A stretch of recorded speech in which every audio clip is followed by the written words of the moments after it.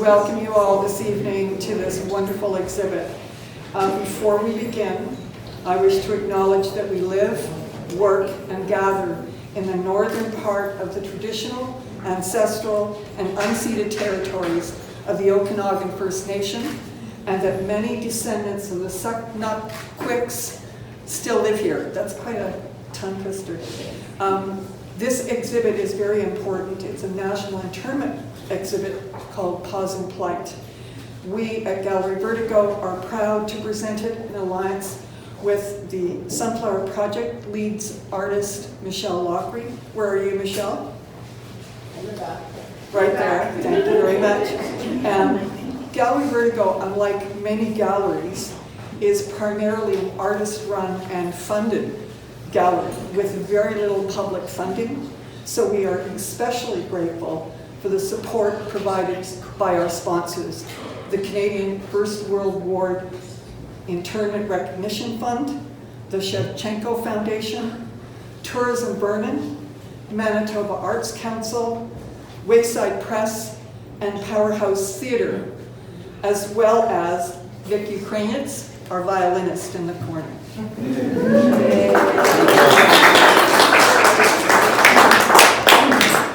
In addition, I'd like to personally thank Michelle Loughery, AJ Yeager, Stacy Finnemore, Burnsy, affectionately called Burnsy, her name is Kristen Burns, Milena Mascaro, and Carla Mascaro for helping me and Michelle put this presentation on for you.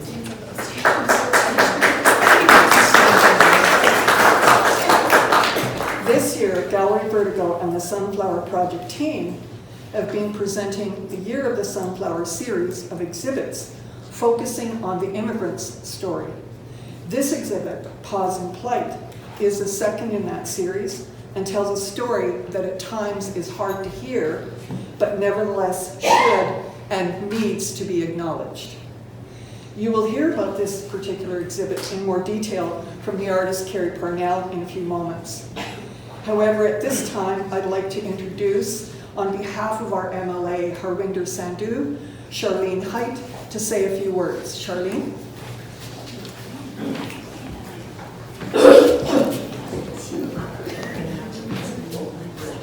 Thank you very much. My name's Charlene. I'm a constituency assistant for MLA Harwinder Sandhu. Harwinder is remaining in Victoria over this weekend because she's working with the financial committee. And so she does send her wishes, and she sent me in her place. I want to start by acknowledging that we're gathered on the traditional territories of the Silk peoples of the Okanagan Nation. I want to thank the organizers for the event tonight. It's lovely, and I've quite enjoyed it. Thank you. And everybody else who makes Gallery Vertigo such a success. Pause and Plight is an incredible, timely exhibit raising awareness about the painful pieces of our collective history. Learning about this part of our past not only helps us to understand each other better, but it also helps to start those conversations to increase our knowledge. Thanks again to Gallery Vertigo and the North Okanagan Arts Association, and a very special thanks to the Council of Canadian First World War Internment Recognition Fund. Thank you.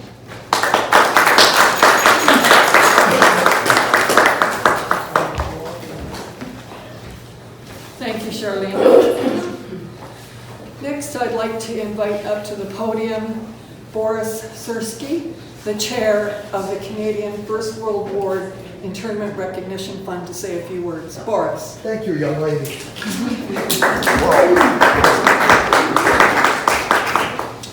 Good evening, ladies and gentlemen, distinguished guests. As chair and on behalf of the Endowment Council of the Canadian First World War Endowment Recognition Fund, I would like to first and foremost congratulate Ms. Kerri Parnell for this modern and timely art exhibit at this magnificent gallery, by the way, which will educate and enlighten mainstream Canadians by raising national awareness to those who are still perhaps uninformed of this tragic page in Canadian history.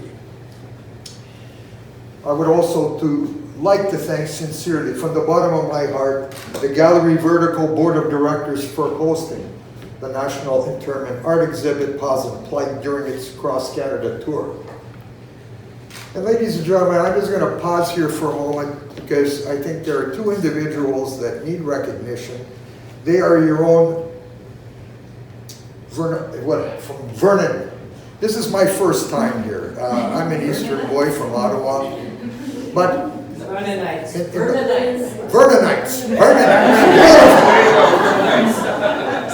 In the last several days, I've had the great honor of being able to see what's left of these camps, visit the cemetery, see the plaques.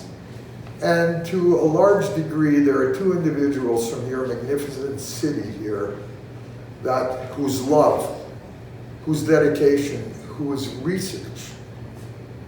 And without their contribution, this probably would not have been possible.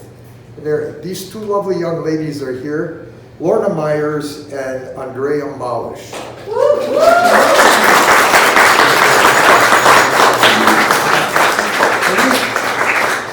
These people are probably never recognized, but their love, I am truly and deeply touched how nicely the memory of these people are being kept here.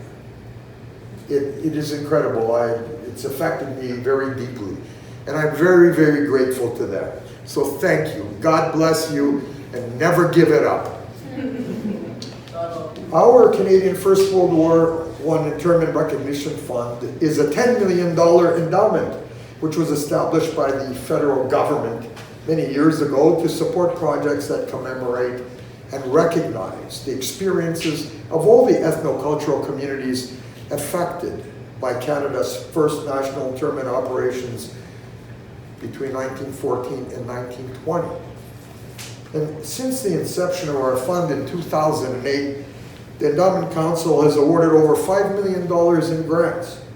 And the grant projects include like historical exhibits, commemorative plaques and statues to remember these innocent people who paid the price, restoration of internee cemeteries, films, research, artistic endeavors, symposiums, educational resources, amongst others. Internment impacted some 8,759 enemy aliens, not only Ukrainians, Alevi Kurds, Armenians, Bulgarians, Croatians, Czechs, Germans, Hungarians, Italians, Jews, Ottoman Turks, Poles, Romanians, Russians, Serbians, Slovaks, and Slovenes, among others, but of which most were Ukrainians and most were just regular civilians. These men, women, and children were interned in over 24 internment camps across Canada, a third of which were in your magnificent province here in British Columbia, and they were used as a labor force to build up their infrastructure. The Vernon internment camp was a permanent provincial internment camp, the longest in operation, the second last camp to close 18 months following armistice. And these poor internees built Highway 97A at Mara Lake. Mara Lake, did I pronounce it? Yeah. Okay. Opening up the Okanagan to the Trans-Canada Highway and the Okanagan to the Kootenays, creating Highway 6 between Cherryville and Edgewood. We were there yesterday. They moved the monument, but they did such a beautiful job. You know, we're going to recognize that little community because it was from the heart. Incredible. I was truly impressed. And the War Measures Act, which was implemented over 100 years ago, and its effects have had a crippling legacy. These people were interned not because of any wrongdoing, but because of who they were and where they came from. This is about human rights on the most fundamental level. It was their passports. They carried a Hungarian passport. In total, 107 died by illnesses like tuberculosis or influenza, and a small number were shot trying to escape. 106 were deemed insane by what was coined the barbed wire disease. So if you're in Ottawa in the next little while, please visit the War Measures Act exhibit at the Museum of History. We also helped fund that one, so people will never forget what this was all about. And one of the gravest forms of injustice is when victims cannot tell their story, when they are silenced by denial or indifference, when they are marginalized and pushed to the periphery of history. Today, as you walk through Kerri's exhibit, you will experience not only the propaganda from that time, but the emotional series exhibits the strength and resilience of the thousands of new immigrants who were invited to this magnificent country and then found themselves interned and working for little pay in Canada's hinterland against their will. They didn't understand. The Old Eyes series examines the lineage of trauma that resonates within future generations who burden the shame of what happened. And it serves as a reminder that in some circumstances, differences are still not celebrated in Canada today. We're all God's creatures. We're all equal. That's my philosophy. Here.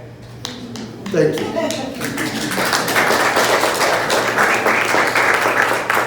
To Hell with the Alien Enemy echoes the spirit of the 1919 Winnipeg General Strike. This painting was created on original 100-year-old ceiling tiles that were preserved under several levels of ceilings from the King's Hotel, built in 1903 and known at the time as the Richelieu Hotel in Winnipeg. This wonderful exhibit, Pause in Light, represents a timely milestone in remembering, commemorating, and in recognizing this historical injustice suffered by thousands of innocent people. In closing, I know I've spoken too long. We honor and we remember those who were interned with the words of Joseph Laskew, who wrote to the Banff internment camp officials in 1915, "So I beg you, do not forget me. Vichnaya pamyat, memory eternal."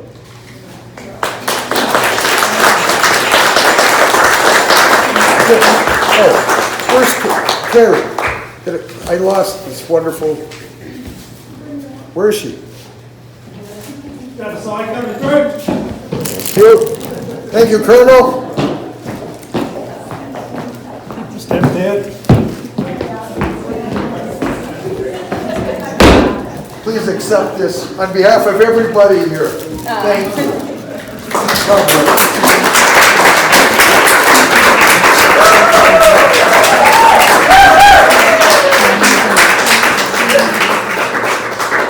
Kerri, as you know, is the artist of this exhibit. And now, for all the information and details of this exhibit, Kerri Parnell. You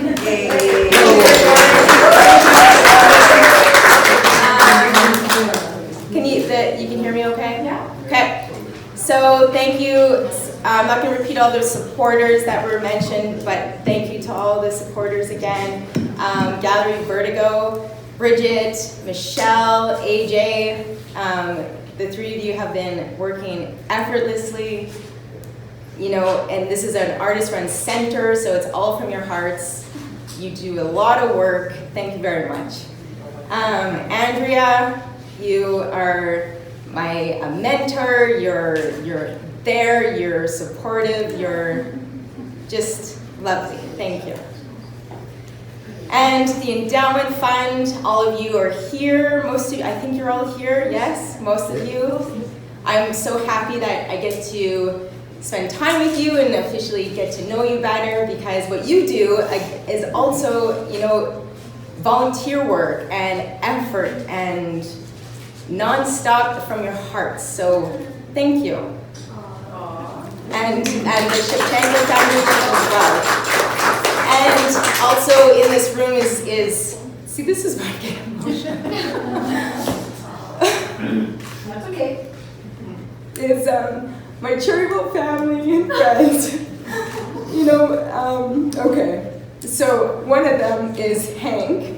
Hank was like, he was actually the inspiration for the Gold Eyes. We were playing hockey one night, and I was like, I really, and probably none of you know this, that Hank was, and so this is part of the collaborative thing I love about art is discussions and talking. And so we were playing hockey. Hank's an amazing hockey player. And we were sitting on the boards, and I was like, I really want to capture the lineage of trauma, and I really want to embody that. And he's like, what about young faces with old eyes? And I was like, yes, and high-fiving each other. And so thank you, Hank.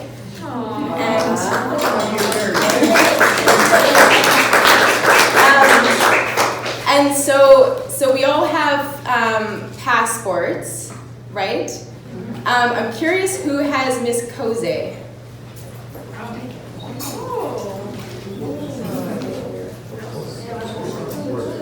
Come on, step to it. Where's Cozy? Miss Koze. So it would be. It's me.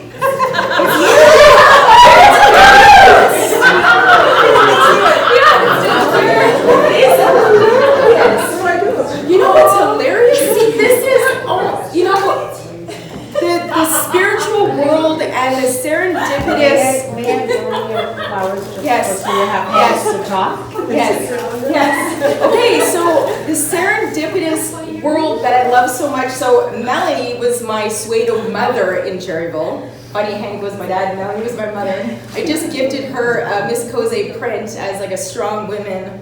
But yeah, and so Miss Koze I wanted to talk about because so when Andrew and I were out for tea one day, she told me the story about Miss Koze and this strong woman and this powerful, and her story is beside the painting, her strong spirit. But so I was driving, so all these passports you have are real people that were interned and real people that were in power in World War I. So Lorna Myers, where's she? Lorna did all the project roll call, so she unearthed everybody's names and everybody's, all these details are real, the scars on their cheeks, the age, everything. And so Miss Koze, this story really touched me. And so a little bit of history about the painting. So when I first painted her friend Fred, who's Fred? Me. You have Fred. You're going home with me. No, you're her son. You're her son. Oh, yeah. Jerry, And so when I painted the baby, I kind of just grabbed information from the internet, like kind of a baby that was 12 years old boy, and I painted him first. And then I painted Miss Koze from a real historic photos. And then when her eyes looked back at me, and I saw her looking at me, and I looked at her, I instantly looked at her baby, and I was like, oh no, this isn't her baby. Like, I painted her in history without her child. So then I instantly took a whitewash brush, covered up the baby's face, emailed Andrea, or I think I probably panic called her, I need Fred's face. Like, I need pictures of Fred. And so we got Fred, and then as soon as Fred looked back at me, then Miss Koze looked back, and then I was very happy that they were together in history forever. So that made me super happy. And then more so then I'm doing these passports on my computer on the way to the lake.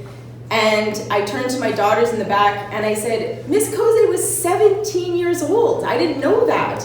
But with the project roll call, it tells you the age. So then I turned around and I said, girls, Miss Koze was 17. And they're like, whoa. And then I looked and it says date of release, January 2nd, 1920, which was my birthday.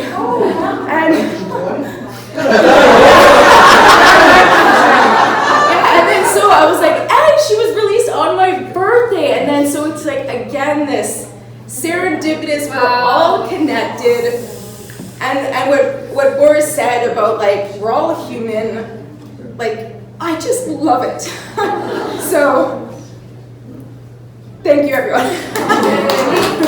Okay, so now that you have your passports as well, so Our guard from World War I is going to make sure, so no sneaking.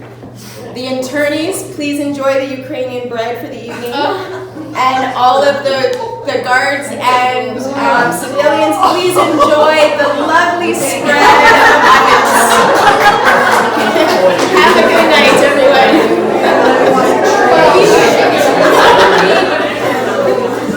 And I think, yeah.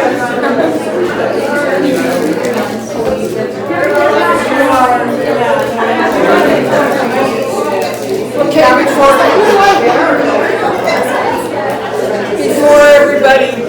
before everybody determines whether they are an internee or a guard, I want to thank Kerri for her little presentation. If you have any questions, now's the time to ask. We have been live streaming this. I'm going to check with Bernsey if no questions, okay? And at the same time, I'd like to remind you that at the back by the bar is a book about the exhibit, Pause and Plight. It is for sale this evening at $25, so... and there's also prints. And there are prints. There are prints over there as well, an order form for those. But in the meantime, any questions for Kerri before you eat? No, I like questions. That will take all night to ask all my questions. So I'm not going to do it. AJ, you were a rock star.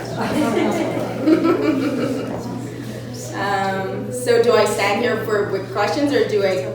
If there are no questions, enjoy the rest of the evening. You do? You have one? Okay. AJ has a question. I do have a question because I do feel that I'm not the only one that's drawn to those old eyes. Yeah. And as I have the honor to hang those and how Kerri over the last 2 days to figure out where to put what, I want to know, are these all young people that you think? Yeah, like I wanted. Because some of them seem to be mid-age or. Well, no, I was the age range I was going for was like 8 to 14, 15, 16. So pretty young. Yeah. Yeah. Thank you. Yeah, welcome. Okay. So Okay. enjoy the night, everyone.